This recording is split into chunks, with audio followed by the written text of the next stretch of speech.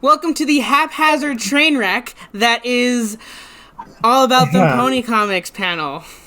Never can get that stream going without some technical difficulties. Yeah, basically.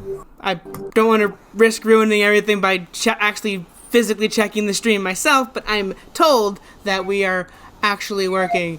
And so welcome to the obligatory PonyFest Online Them Pony Comics panel. Titled as such because I basically run this panel at most online conventions. I think I may have missed the deadline for Mid-Air Pony Fair, but whatever. Okay, I'm gonna go to the chat room just to say hi. Okay. So this is the panel where I and a bunch of my friends, or in this case, one of my friends, Anime Wolf Gamer, discuss things My Little Pony comics related. Normally I have a few more panelists, but it's kind of late and my other friends were either sleeping, working, or some combination of the two. So... yeah.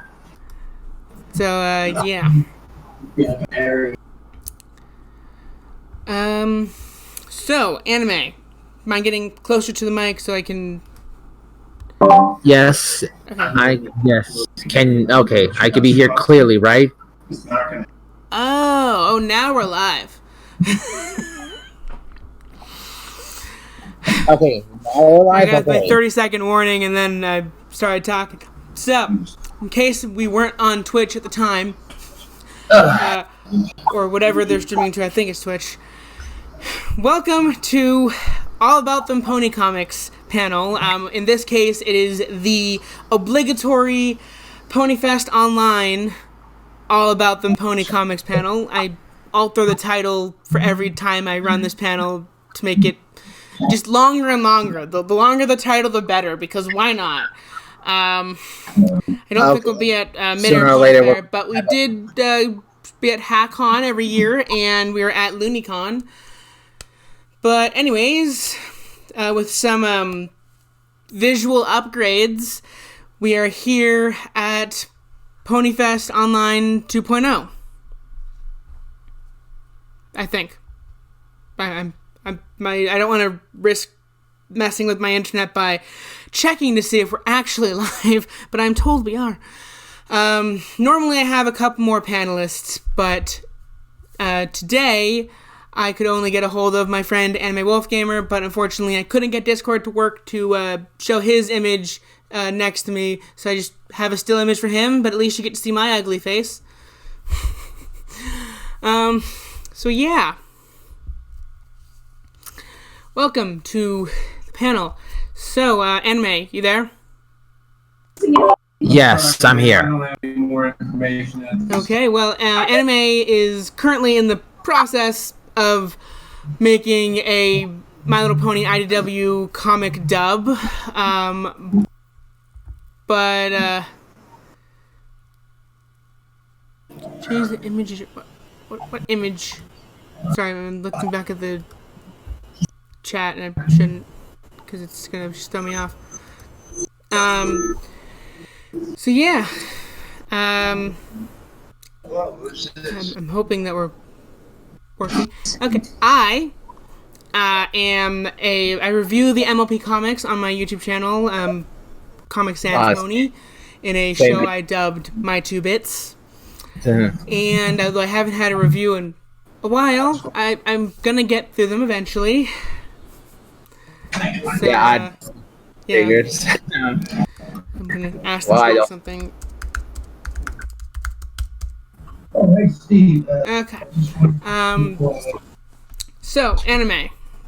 I believe actually quite soon, I'm not entirely sure exactly when, but the quote-unquote Season 10 comics are coming out soon. I think by now they should be released. If I remember correctly, the date is 4/20, like April. Yeah, I know. I'm sort of interesting day to release Oh yeah, let's all get high while reading Magical Ponies. That will work. Get closer to the mic. I mean, it might just be my headphone, but I really can't hear what you're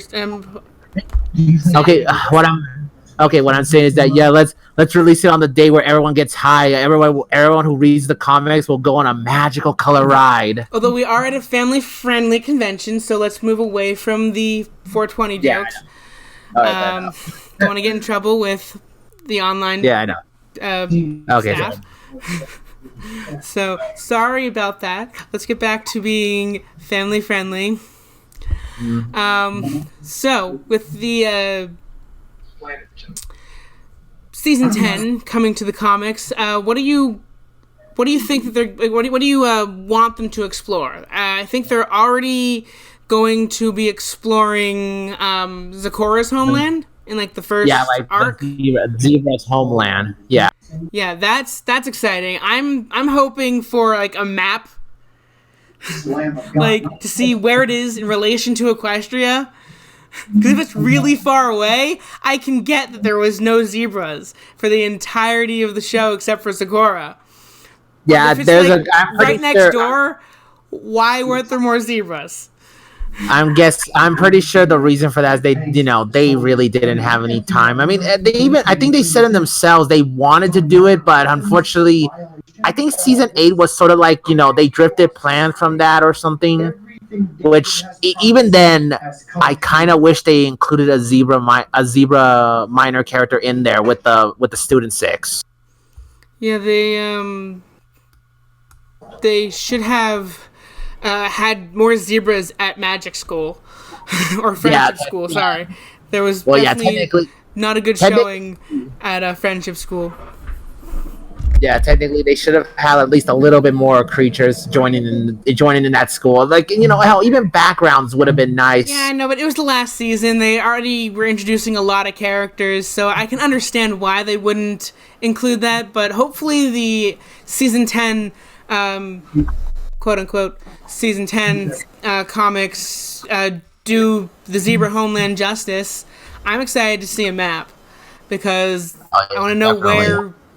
Let's go with the followed Equestria term for the country, Zebrica. Zebrician Empire is. I want to see where it is on a map. And also maybe a little more of Abyssinia, which is the home of Capper, for those who are unaware. Or even go back to Klungtown, the town from the movie, which was only named in the prequel comics. And I think mentioned like once in the show. So anime. Do you have anything that you're excited to see in the possible of season 10 comics? Season 10? Okay, well, for one thing, I kind of wonder if the real Grogar will show up. Yeah, I'm still kind of niffed about what happened, as you can tell. Yeah. Yeah. As far as reveals go, it was an interesting twist, but it seemed like it was a twist for the sake of a twist. No, actually, look, here's the thing. The thing is that they did build it up. Like, I mean, and I'll be honest, we kind of should have saw that with the eyes, which, yeah, many people say, oh, that means he's Lusty Discord's creator if he admits that he creates creatures of evil, which, I'm pretty sure all that's true, but, man, yeah, I gotta hand it to some of those people. The eyes really did give it away. I mean, that's foreshadowing 101. Hide things in the background that the observant few will notice. Yeah, I'm kind of hoping the real Grogar will show up, and maybe that, one. And I'm pretty sure that, season, maybe that will be like the finale of season 10. Depending on how long this is gonna go. Yeah, I don't really know how long they're planning to do the season 10. All I know is that capitalizing on the fact that the show has ended, they're calling the continuation of the main series season 10. I mean, much like similar shows like Buffy the Vampire Slayer did a next season that was all comics. Yeah, I remember that one. Which is it's technically it continues, but if they choose to pick up Season 5, or not Season 5, sorry, Generation 5, right where Gen 4 ended, and completely ignore the comics, then fans of the comics are going to get pissed. I mean, we were already relegated to B canon. Yeah, the canon that is, like, just below the canon of the show. Like... Yeah, like... Oh, sorry. Yeah. No, like B canon, basically, you know, from the origin, from, you know, the other My Little Pony comics line. Yeah, there is... And while the show is going on, for those watching, and for anime, in case you were unaware, you probably were aware, because you also follow the comics, My Little Pony had a bit of tiered canon, which you had the show, which could even be superseded by the newest episode. The newest episode could completely retcon earlier parts of the show, and then below the show was the comics, and then the chapter books, and then any rumors or leaks. And then, like, way down here, I'm probably below the screen, was Fanon. Those are the basic tiered canon that I kind of was forced to view the comics through. Personally, I like to think all the comics are canon, with an exception of a few that I just dislike. For various reasons. Screw you, Nightmare Forces. I will hate you to the day that you die. Which you don't die because they were reformed back to the Knicks and are still living on the moon or whatever. Yeah, like, oh, come on. Even if you like the comic, like me, you know, like me, the Nightmare Rarity one, you know, that's like, it's like not even non-canon, because, you know, it's basically showing, yeah, this is how Luna gained back her. Yeah, and also it was the way for the comics to explain why Luna goes from her episode 1, season 1 character design to her reintroduction character design, when she, like, accepted her past or forgave herself or whatever. She metamorphosized into the, like, season 2 onward Luna that we all know and love. Wait, but that would mean that comic took place right before season 2, and I'm like, yes, which the citizens of Ponyville going through what they did in the Nightmare Rarity arc to then be afraid of Luna again for Luna Eclipse made no sense. Yeah, like, and I will harp on that until the day I die, because I don't like how it breaks the canon so much. It was okay arc. But every comic sort of breaks the canon anyway, so... Not really. They try to align with the canon as much as they can. I've described it a few other times in other iterations of this panel. But the story that I heard with why they gave Luna a pet opossum named Tibbles, who is the best pet. Now, fight anyone who says that Tibbles is not. They initially wanted to give Luna a pet rock. But this was before Maud was introduced, who had a pet rock. So the writers, I believe, Andy Price and Andy Price, the artist, and Katie Cook, talked with Megan McCarthy about their ideas, and were told that they have an idea for a pet rock. Can they choose something different? And so we got Tibbles the opossum. So they do talk, or at least did talk, with the show staff, at least to make sure that they're not doing something that the show staff plans on doing, or not breaking the canon too much. Well, like, if you can't, well, like, you know, with some stories, you know, you could technically say that they're not completely breaking canon, and not to mention that, I don't know, like, I know, did you read these? Because, like, there were actually 2 comics that are technically sequels to certain episodes. Oh, you mean the comic involving the great something a million hundred times great descendant of Stygian? Not Stygian, shit. Let's just, explore. No, like, Sorry. Well, technically, the two that I mentioned the most was what's his name? The Pony of Shadows. What's his real name? Oh yeah, Stygian. Oh, that was Stygian. I thought I got it wrong. Yeah. I apologize for the slip up from the swear. Get myself into the mentality that I have when I'm working at my job and try to censor myself. I guess I'll replace the F word with fuff.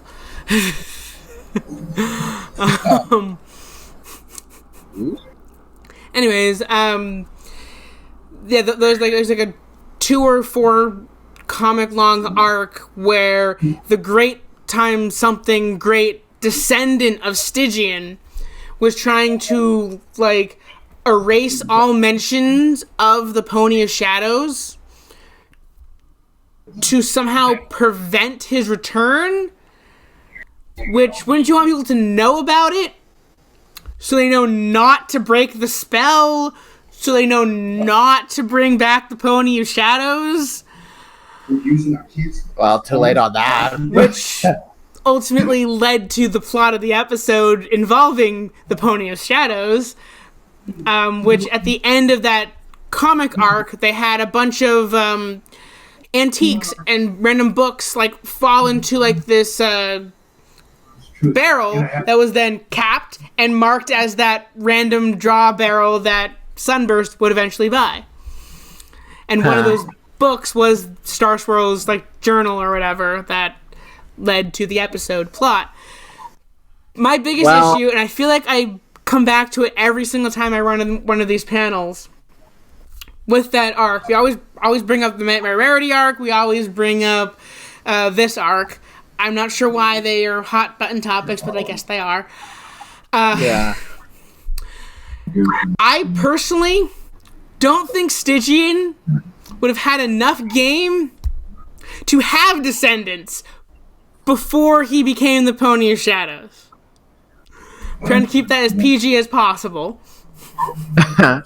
Well, okay, and also unless it was like a sister or a brother who went on to have descendants, but it was implied in that comic arc that the main antagonist, or I guess anti-hero technically, because he was doing bad for the sake of good, kind of thing. He said that he was descendant from this evil pony, referring vaguely to the Pony of Shadows. But I mean, they technically were vague enough. It could be a relative, could be a sister, a brother, or even a cousin, aunt, uncle, niece, nephew that went on to kind of carry the burden of making sure that this evil doesn't come back to the world. He did not go about doing it right, and they completely retreaded on the bookworm arc, one of the earlier arcs from the comics, where a bookworm was eating the books in Twilight's library. F in the chat for Golden Oaks Library. And as the bookworm ate these books, the characters from these books were coming real, which also retroactively makes no sense because Daring Do became real, and she already was. So, well, it's fictional Daring Do then. Yeah, I guess you could say that. And also like Daring Do. Well, yeah, and also I need to say this. It's not only that, but there are also 2 others. Like, I know you read these. Did you read the one with that's a sequel to the Secrets of Pies? I read that without actually seeing Secrets and Pies first. I'm just confused as to why that got a continuation. It didn't need it because it was basically the whole entire plot of Secrets and Pies again. I think I'm clipping. Hold on, let me lower my volume. yeah, that's. But however, the other one that I also forgot to mention was basically a follow up of Fluttershy's brother from his introduction of the episode back then. That one was the best one. Was that a Friends Forever or a main series? It's a main series, and it had, I think it's, and if I remember, it also had, and it has a nice bonus of having starring some of the student six in there. Because I, admittedly, despite trying to be that guy that knows all the MLP comics, I am a few arcs behind. Still trying to work my way through Legends of Magic. There's a few main series and even the end of Friends Forever that I have yet to read, but there are some interesting ones that I can't wait to get to. Like, one that was surprisingly good, to randomly change topic because I guess we are doing that. The one about, I think it was about diplomacy, and it starred, of all ponies, Shining Armor and Prince Blueblood. You know, I actually really like the fact that's how Prince Blueblood. Like, look, you know, I like the fact that, you know, despite Prince Blueblood being a stuck up rich boy and all that, I actually like the fact that that's, you know, they actually show that he's not entirely, you know, he's not entirely oblivious of everything. Yeah. It's just that he likes to show off all that bling. He is a flexer. He likes to flex that he is of royal blood. And he's not afraid to show it. Yes, he is the trying to think of a age appropriate for a family convention. I mean, I think YouTube considers Jake Paul family friendly, so yeah, he's the Jake Paul of My Little Pony royalty. No, that will mean that he doesn't have any, you know, redeemable traits. That's Logan Paul that has no redeemable traits. Anyways,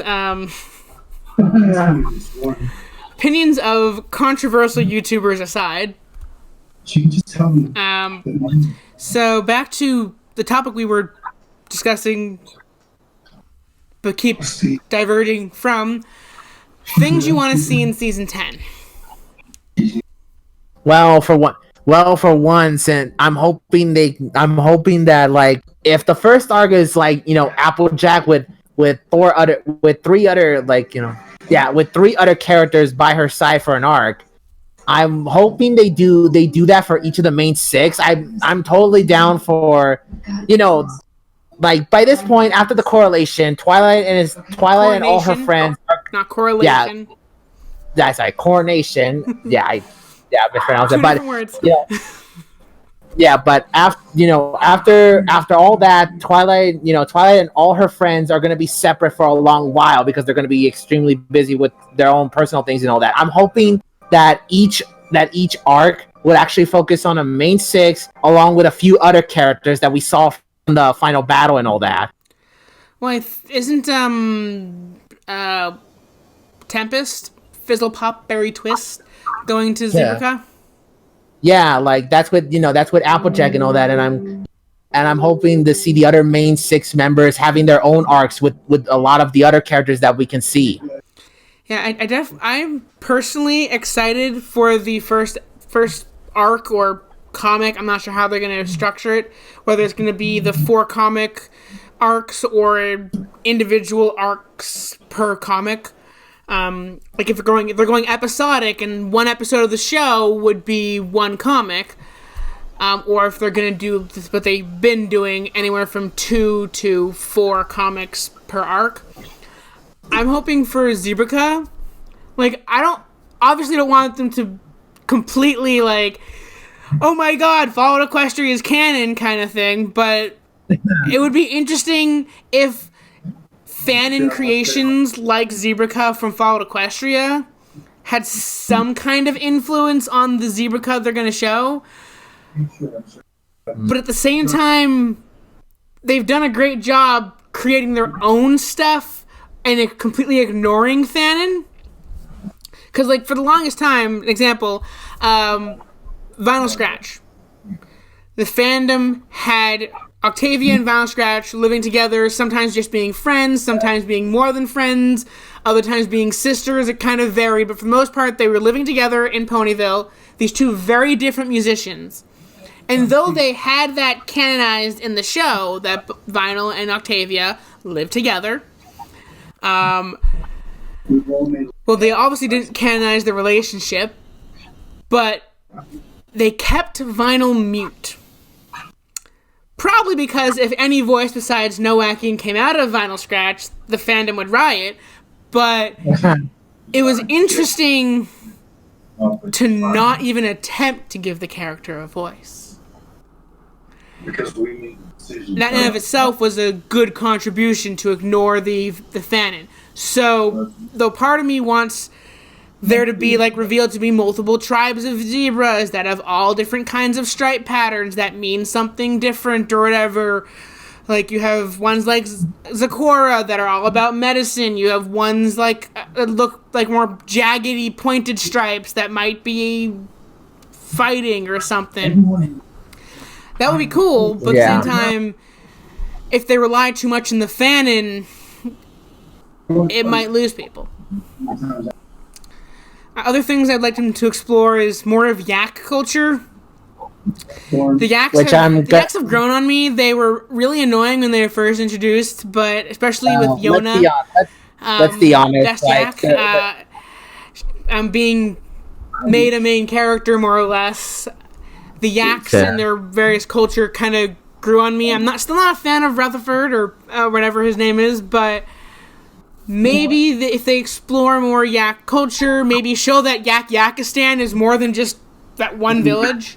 Just seems kind of weird that it's counted as a country and such that one village. Then again, there are small countries, so you never know. There can be countries as small as Rhode Island and as large as Russia. Anyways, I'm not saying Rhode Island's a country. I'm just saying there are countries that are the size of the state of Rhode Island, which is one of the smallest states. Yeah. Well, like for yak culture, well, maybe that could be the focus on Pinky's comic, if they, you know. Well, she is honorary yak, so it would only make sense. Yeah, definitely. I like it. You know, I could definitely see. Yeah, I could definitely see that. Definitely see that. You know, like I said before, like I hope that each is like the coming issues forward is gonna be each of the individual main six. You know, dealing with something that involves a ton of characters. You know, that we see from the finale, from the final battle. Yeah, that would be interesting. Another thing that would be odd for them to explore, but would be fun nonetheless, is maybe Cozy Low's parents concerned that their daughter is now statue? Yeah. You know, a lot of people, I remember, the thing is that I remember the writer alluded that she's an orphan. If that were the case, well, I'm hoping the comic would actually mention that because, you know, they're not going to have the same limits from the TV show, so maybe they could actually reference that. And I mean, alternatively, maybe she's not orphan. Maybe they could go with again, this would be bringing a little bit of fanon and headcanon to it. But it's interesting, a lot of people point to the fact that she seems like smart in some respects beyond her years. Wait, I know where you're going with this. Maybe she's cursed to be a filly. She did some sort of de-aging spell or something. I see. That will be so basically like Baby Doll from Batman. I'm not 100% familiar with all the DC villains, but yeah, that's the closest comparison that people like to, you know, in terms of a spoiled brat that is secretly in an adult's body and all that. Yeah. Another interesting that they could cover, and I know he's been the subject of a lot of fan fiction. He's been the subject of some comics. He's been the subject of a lot of episodes. Discord. Total missed opportunity. Oh yeah, Back like you mean like, you know, the Fiendship is Magic series. They covered the backstories of Sombra, which I find quite interesting, and I have personal headcanons that tie it to his thing in the show up until his reintroduction and subsequent execution, because now it's no longer canon, but it was still cool while it lasted. Yeah, they described the sirens. They described Nightmare Moon. We already know my opinions on that one because it involves the Nyx, and I hate the Nyx / Nightmare Forces. And they covered Tyrek. Of all of those, the only one that could still be canon is probably the Sirens and Tyrek. But also, they didn't cover Discord during that series. Sure, he'd been reformed, so why would they? But this was before his appearance in the show, when he was chaotic evil instead of chaotic good. Maybe he's more chaotic neutral now. Well, like, you know. But... Well, if I could say one thing, like, Tyrek's comment might be canon, considering that the one line that Discord mentioned to him during the finale, you know, not even proud, you know that one line I'm talking about, right? I don't remember any specific lines. No, like, Discord came to Tyrek, told him that he's not as strong as his father. With, Lord King. He actually referenced the king's name from the comics. Yeah, and I'm kind of guessing, and I'm hoping that, you know, and I'm guessing that is the. So it shows that, you know, Tyrek is kind of the only centaur person who follows the logic of conquering your enemies, as everyone else seems to be more. Yeah, we make peace with them. Yeah. So actually, like a spoiled teenager. My point. Sorry, I kind of ramble, so I need to kind of rein myself in here. So I'll get to back to the Tyrek comic in a bit, but they didn't do a Discord fiendship is magic. I'll reference something that mentioned in the chat room in the Discord server in a second as well. Because, like I said, they're not constant, but they're like they talk with the show staff, or talked, because past tense, to make sure they didn't step on any toes. And I think they were told to not do a Discord fiendship. Missed opportunity. They should have found some way to cover some portion of his backstory, but they didn't. However, Discord does show up in the throne room in the Tyrek comic, which is probably how Discord found out about Equestria. He found out about it from Tyrek or something, or vice versa, maybe. And I think in that comic it showed how he found out about Equestria. Anyways, in the Discord server, I have the net neutral stage chat open, so I'm just kind of reading it as people go along, which means yay, there are people watching. Woo. So basically, there's someone mentioned that where was it? Sorry,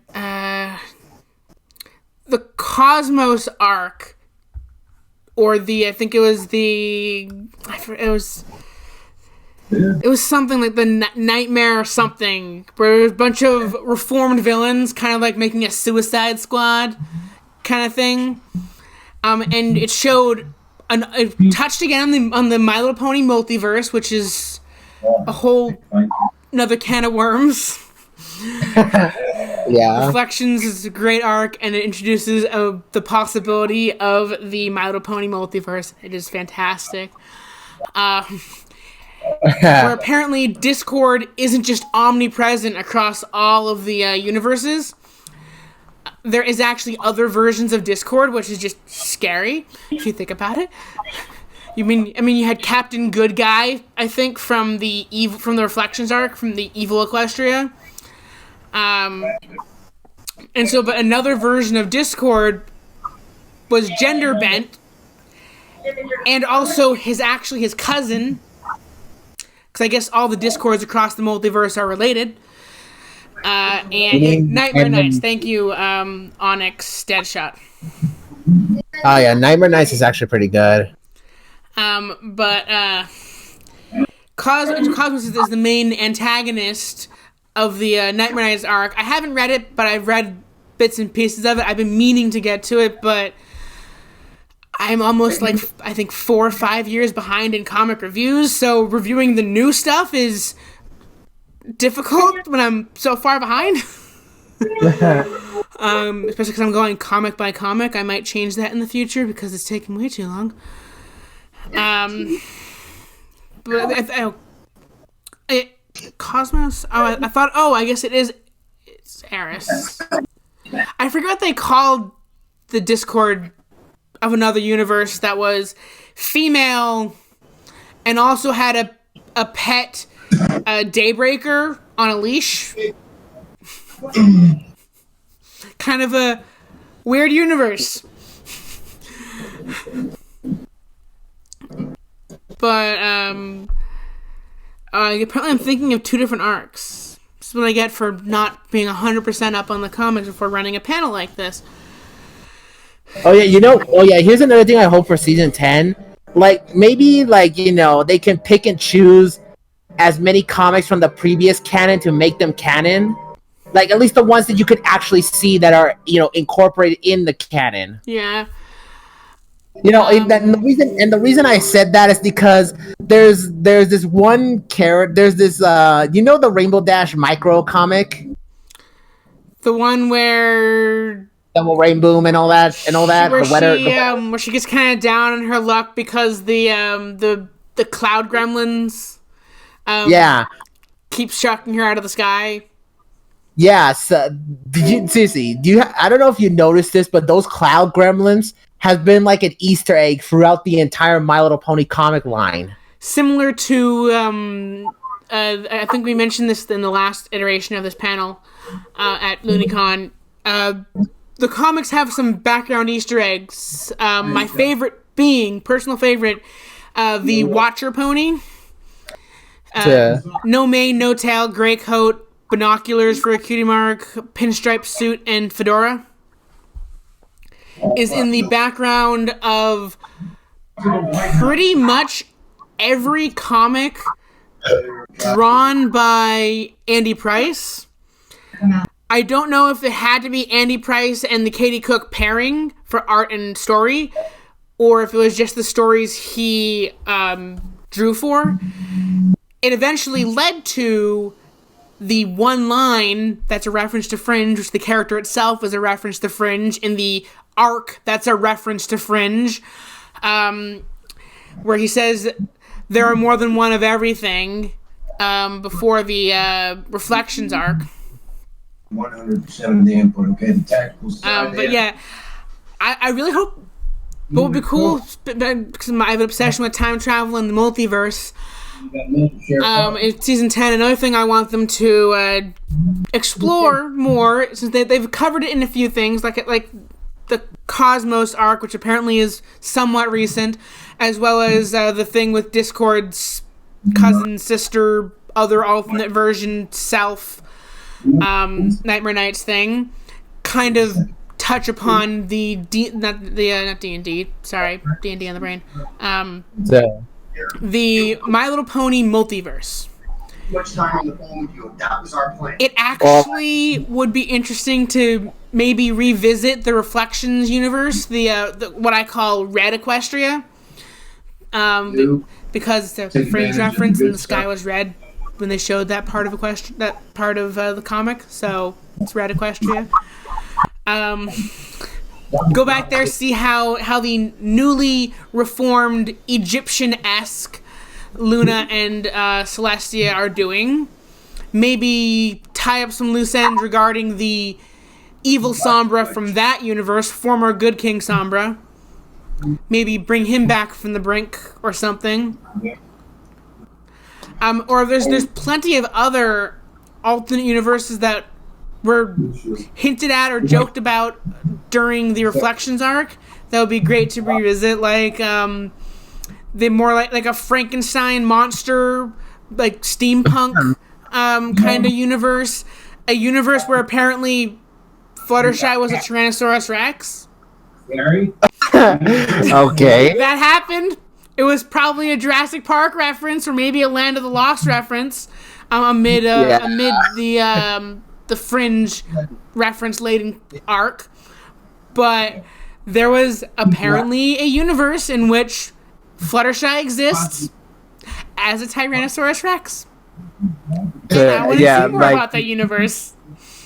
Yeah, like that's it goes back to like what I said before. Like like I'm hoping season 10 will pick up on all the comics that that does not mess with canon and actually now incorporates them in the canon in some way. Like, and and going back on the Weather Gremlins thing. Like seriously, the Weather Gremlins, they still want their revenge on Rainbow Dash. Like if the Hollywood issue in particular, the Weather Gremlins were Dash like a hawk. I kind of want to see a continuation of that. Yeah, that would be cool. I also want to see more about the OG hippie ponies before Tree Hugger came along. Wheatgrass and flaxseed. Yeah, I remember. Oh, those two. And their organic hair care business. We're gonna see more about that. That would be cool. Like the thing. Yeah, like most of these comics, like usually I don't see them being more canon to the show, but however, with the season 10 being continued on comics, like. I can think about maybe like 70% of the comic line from the original to actually be fit in the timeline now if they actually reference those. Yeah, and one thing that would be really cool would be another. It's not really silent. I guess technically it's all animal sounds. They had 2 comics that were basically the pets. The ponies were there, they were doing something in the background, in the beginning and the end, or whatever, or their absence was the plot, where basically Angel had to kind of become the leader of the pet squad to figure something out. It would be interesting to do that, maybe also, now that Boulder and Twig, I think that was Mudbrier's pet Twig, exist, as well as maybe bring in Tibbles and Philomena. Just have a pet comic. It can even be, since there's not enough plot in a pet comic to last more than one comic, they could have a 2-comic arc. Comic 1 is the pets and all their shenanigans. Comic 2 is what the ponies are doing while the pets are doing their thing. So you can kind of see, read both comics, you can see the other comic playing out in the background. It's something you could only really do in the comics. I don't think an episode like that would have worked.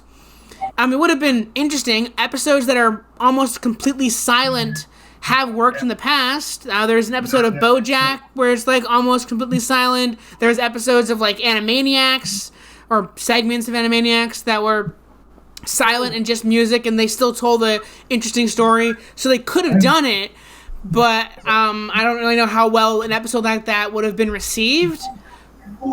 But to do that in the comics would be kind of cool.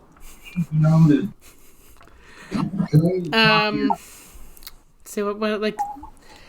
I wanted to focus this panel on the season 10, even though we touched upon it a lot in the last iteration of the panel. I figure this will probably be the last time I do this panel as a official IDW related comic panel. I might move more to fan and comics for future iterations of the Them Pony Comics panel. I think at the next LooneyCon, I think I'm gonna make it the fandom comic edition. Just because you can only talk so much about the IDW comics, and most of these online conventions have an official IDW comics panel. They never invite me to. No, I'm not salty. Yeah, totally. My sodium levels might be a bit high. Anyways, I suppose Now let me go to panel backstage and ping people. Especially to someone who doesn't even believe in. They told us to ping them during the stream. We want to do an audience Q&A. So...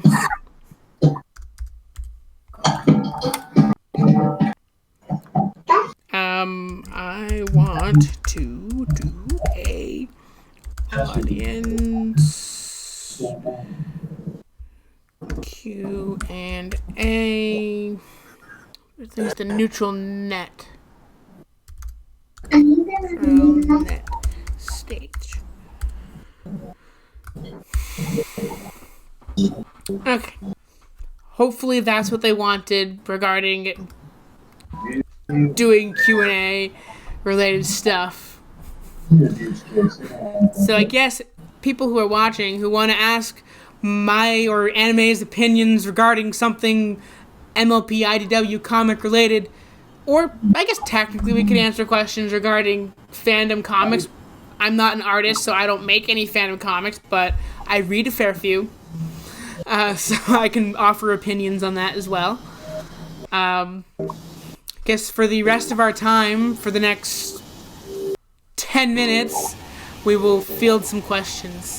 Wow, I really can fill an hour of just rambling. It shocks me every time it happens, but apparently I can talk a lot.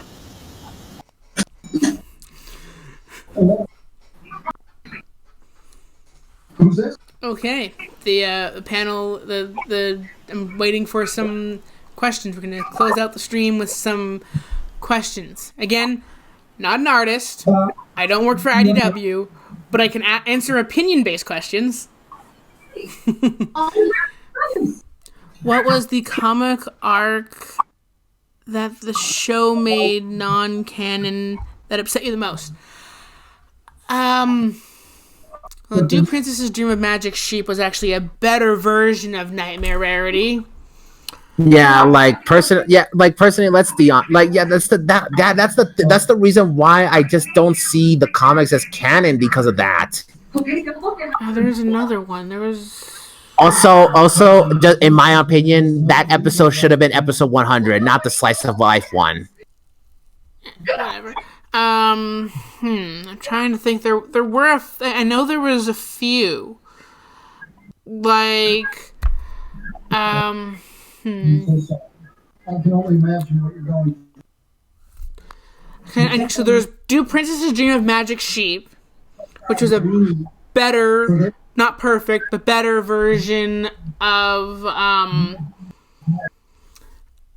the Nightmare Rarity arc that I hate with such burning passion. There was really not many else. There was the ones that led up to the episode, which I guess you could technically say the episode covered the same information better. Shadowplay, Part 1 and Part 2.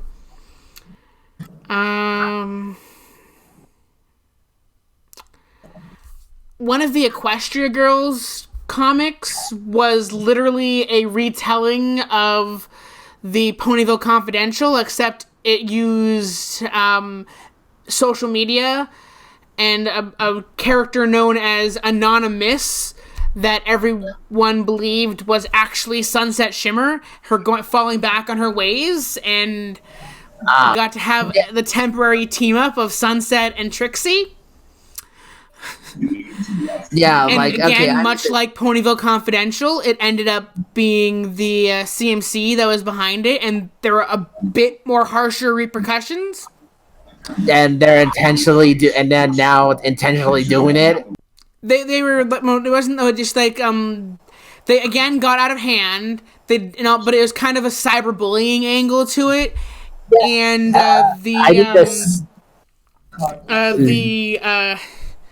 basically, I think it was the winter comic. I think because it was such a reiteration, I had my, at the time, script editor do the review, and since he wasn't a brony, it was an interesting review.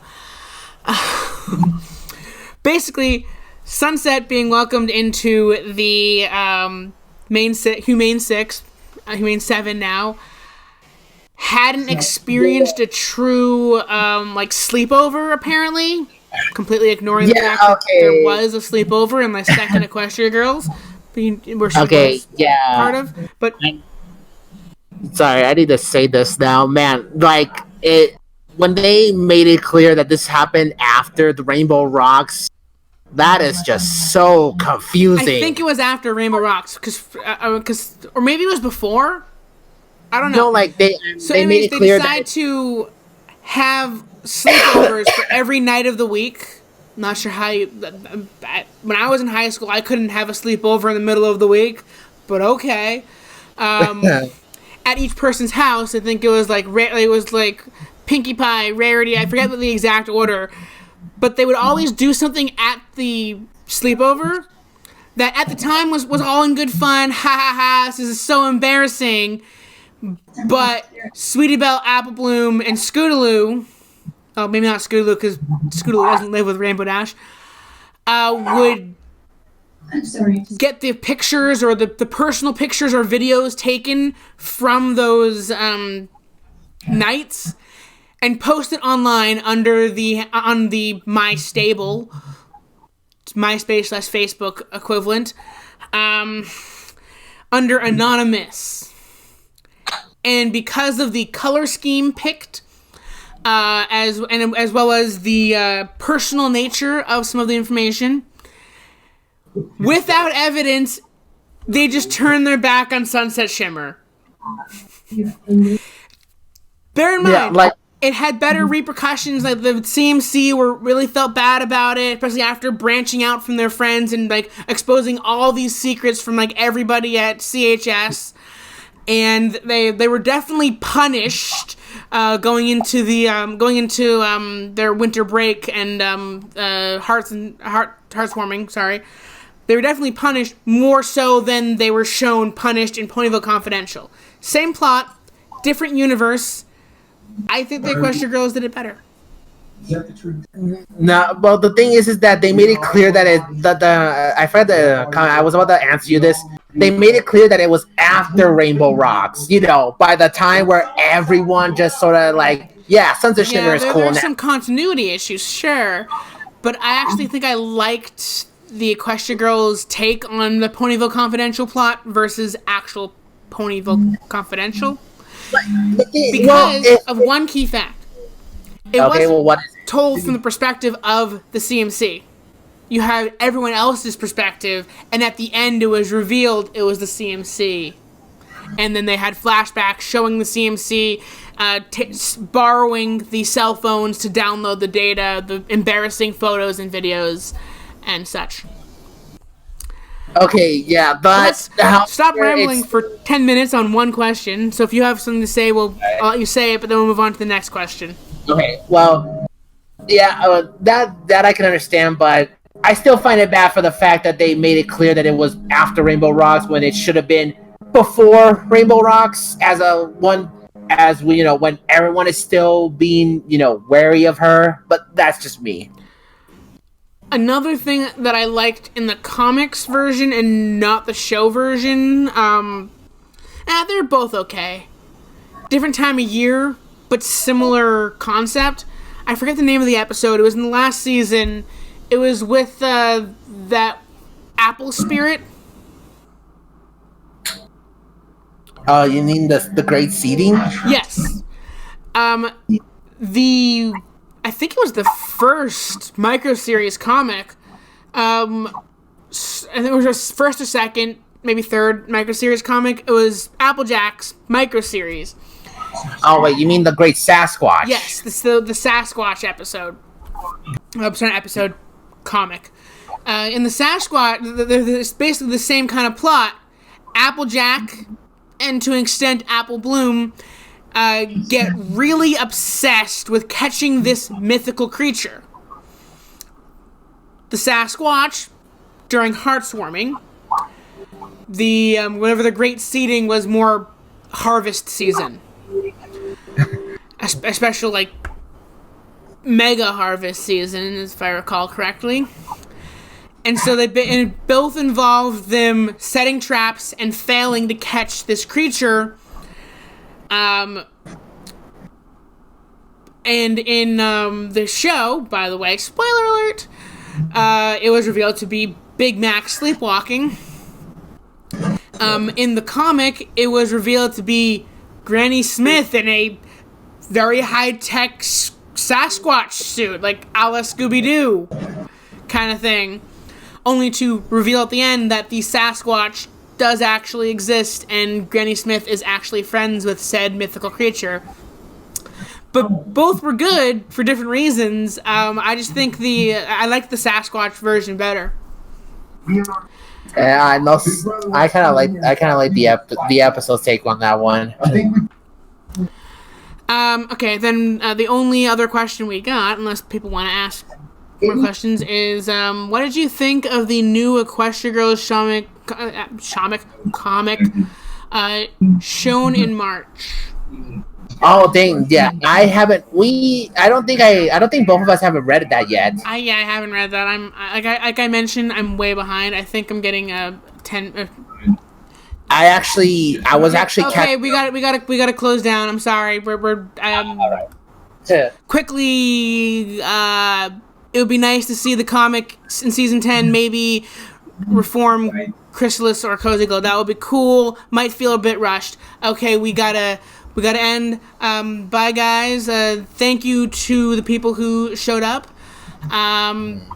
Even though, like always, it was a haphazard train wreck, but sometimes train wrecks are fun to watch. See you at the next convention. Oh, yeah. I run one of these, and hopefully